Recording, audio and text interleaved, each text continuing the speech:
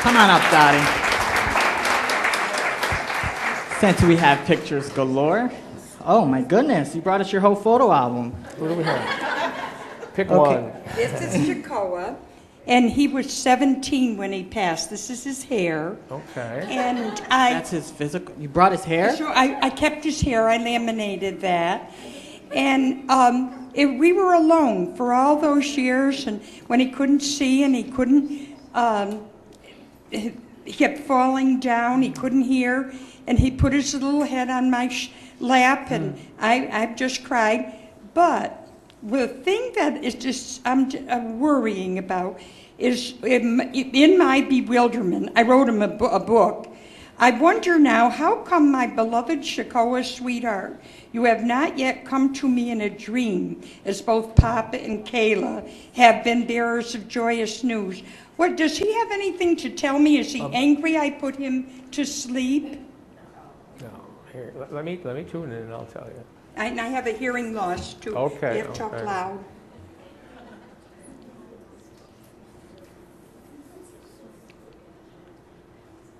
He says to me that he still loves you very much as he always loved you, okay?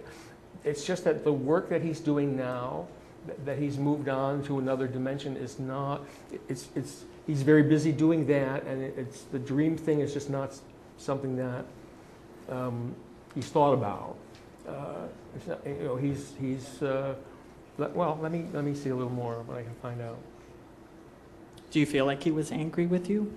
Well, I feel guilty by putting him to sleep, but I knew it was best for him.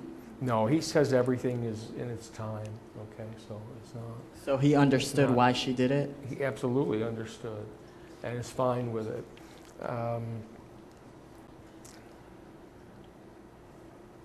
I'm not getting a clear sense of what the work is that he's doing, but it's almost like he's on another channel, okay? Which is why he's you know. But he's fine and happy. He's absolutely fine and loves you and holds no grudge at all. Well, when my husband passed, he tore up all the letters and every paper under the bed during the funeral when it went past the house. And there was something that we didn't get a final message as to why he ripped up every letter, the books, anything that was under the bed was completely torn up. But now... Go ahead. No, keep talking. That's all right. Yeah, I took pictures of that too, but it was strange that he behaved. He was a gentle dog. So he must have known that your husband passed away. Well, he was very anxious, he says. There was just so much change happening all at once, and he was afraid. He didn't know what it was going to be like just to be with you. They're together now, aren't they? Or not really? Again, he's on a different channel. Okay, it's no harm, no foul, no no disrespect to you. But what he's doing is different. With Siberians, they are escape artists. He crawled underneath the fence. He dug it all up, chased a rabbit. See, they're on their own level. Then he still is doing those playful tricks, right? Well, he's not a dog anymore. Whatever he is, the essence is the same. But he's not. Now, do they reincarnate into something else, or do they kind of stay in the spirit world? I've heard from some that do. I try to stay open to each animal that I encounter and not assume anything. So I've heard stories of reincarnation from some, and sometimes it's just beyond what what really is happening over there or wherever that is just beyond what we can necessarily, imagine. Do you get a sense of how her dog is doing now? I think he's doing just fine. He feels as though he's doing very important work. I keep seeing, even though, he was a husky, what I see the essence of like a German shepherd, like the guard dog, like the one who would risk his life, like that kind of thing. That's the kind of energy that he represents right now. Thank you, David. Thank you very much. Thank you, Dottie. Come on up. Hi. What's your name? Valerie. Valerie, okay, and you brought a picture of your my dog, dog. Bailey. Okay, her dog Bailey. And what kind of dog is He's this? a boxer. A boxer? A big Okay. box. And how old is your boxer? We're guessing about 2.5 years old. We rescued him about a year ago. Okay, do you have a specific Okay. question you want to ask about him? I'm curious about what his past life was, Before we you? got him, yeah. Okay. What his early childhood was like, puppyhood was like.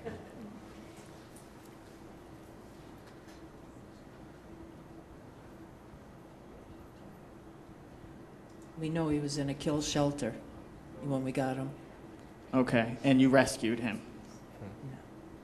Have you had him for a while now? About a year now, going on a year. Okay, what can we tell her, David? Okay. First, it seems like he's maybe just a little bit older than you think. Okay. Like maybe like more closer to 3 years. Okay. It's pretty close. The first word that I heard when you asked how his life was before was mediocre. Okay. Okay. So in other words, what he It was wasn't terrible then. not terrible. He was fed and given the basics, Okay. but he didn't. It felt like he never really made the connection Okay. that he wanted to. As we're sitting here and I'm listening to him, what I'm getting from him is that he feels as though, and this is not unusual. I've had this a lot. He feels as though his life really began when he came to you. Okay, He's a is good that the rest of it was just kind of waiting in the wings, waiting for it to start. So he just didn't have the care, the heart connection, really. The love, I guess, is one, he wasn't loved. It's nice to hear he Then- wasn't hurt though. I really don't That's sense that from him at all. Good. No. I thank you. He's a very strong, his personality and his energy and psyche is strong, right? Oh, I mean, yes, it he's is. not timid or, Oh, no. or afraid or anything. Yeah, because I don't get that at all. I don't get a sense that he was damaged psychologically in some way. He's a good dog. I think he's going to be with you for a long time. much. Cool. Thank you Yeah. very much. Thank you very much. Thank you. Nice to meet you. Thank you.